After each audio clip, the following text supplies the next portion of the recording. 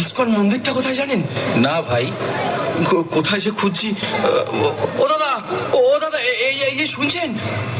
যা চলে গেল।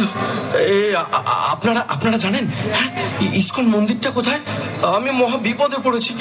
কেউ যদি জেনে থাকেন বলুন না, আমার যে মহা বিপদ। ওই তো একজন আসছে, দেখি।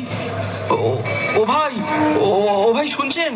আমাকে দয়া করে বলবেন ইসকন মন্দিরটা কোন দিকে? আমার খুব বিপদ। হ্যাঁ আমি জানি তো, কিন্তু আপনার কিসের বিপদ? প্লিজ প্লিজ, আমি সব পরে বলবো। এখন আমাকে ইসকন মন্দিরে নিয়ে চলুন, খুব খুব তাড়াতাড়ি। আপনি কি কোনো ভয় পেয়েছেন? আরে আসলে আমি ভূত। আরে না না, আমি গীতা। আরে না মানে আমি জমা নয়। কি যে বলছি। আরে আরে আপনি তো আগে আমাকে ইসকনে নিয়ে চলুন। দেখে মনে হচ্ছে কোনোভাবে বিচলিত। ঠিক আছে ঠিক আছে, চলুন চলুন।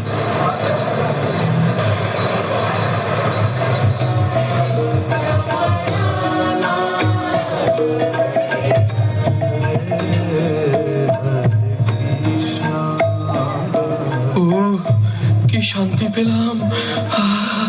হরে কৃষ্ণ কৃষ্ণ কৃষ্ণ হরে হরে, হরে রাম রাম রাম হরে হরে। প্রভু, ওনাকে দেখে মনে হচ্ছে উনি কোনোভাবে বিচলিত। হ্যাঁ তাই তো। আচ্ছা, আপনাকে দেখে মনে হচ্ছে আপনি কোনো ভয় পেয়েছেন। আর বলবেন না প্রভু, এই প্রাণ নিয়ে যমালয় থেকে ফিরে এলাম, আর আমি গীতা ছাড়া থাকবো না। জানেন, যমরাজ আমাকে এই গীতা পড়তে বলেছেন। তাই কিরকম? সে অনেক কথা।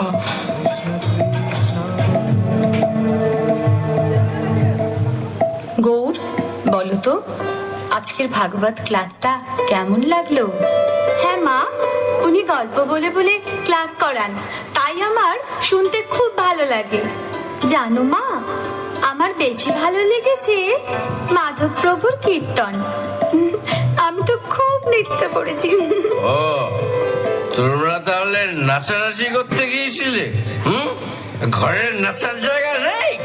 জানো তো, আজকে কার্তিক প্রভুর বাড়িতেই গীতা পাঠ ছিল, তাই ওকে নিয়ে ফেরার সময় একটু ঢুকেছিলাম।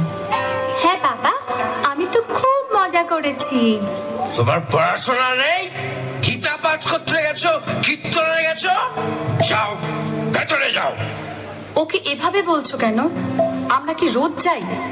আর রোজ গেলেও বা আমরা কি কোনো খারাপ কাজে যাচ্ছি? চুপ, একেবারে চুপ। অন্যায় করে আবার কথা হচ্ছে।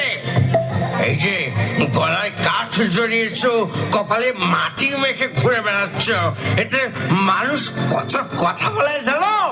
হুঁশ আছে সেদিকে? আবার কয়েক মাস ধরে দেখছি নিরামিষ খাবার রান্না করছে। খেয়ে নি বলে কি মাথায় উঠে গেছো? এসব আমার পছন্দ নয়, মানতে পারবো না আমি সব। ও, মাছ মাংস করে দিতে পারি না বলে খারাপ হয়ে গেছি। নিরীহ প্রাণীদের হত্যা করে তাদের মাংস খেতে খুব আনন্দ লাগে। অন্য প্রাণীদের হত্যা করে আনন্দ করতে চাও? অন্যকে কষ্ট দিয়ে আরেকজনের কি করে সুখ হতে পারে? সাধু সঙ্গে গেছি বলে রাগ? বাচ্চাকে নিয়ে তোমার সঙ্গে সিরিয়াল দেখলে আর মদ খেলে ভালো হতো? দেখো, একটু বোঝার চেষ্টা করো। সমাজের এই ভয়ঙ্কর পরিস্থিতি থেকে যদি সন্তানকে সুস্থভাবে মানুষ করতে হয়, তাহলে এই যে ধর্মের পথ, শ্রীল প্রভুপাদের গীতা অবশ্যই অধ্যয়ন করতে হবে। হ্যাঁ গো, তুমিও গীতা পড়ো, তাহলে বুঝ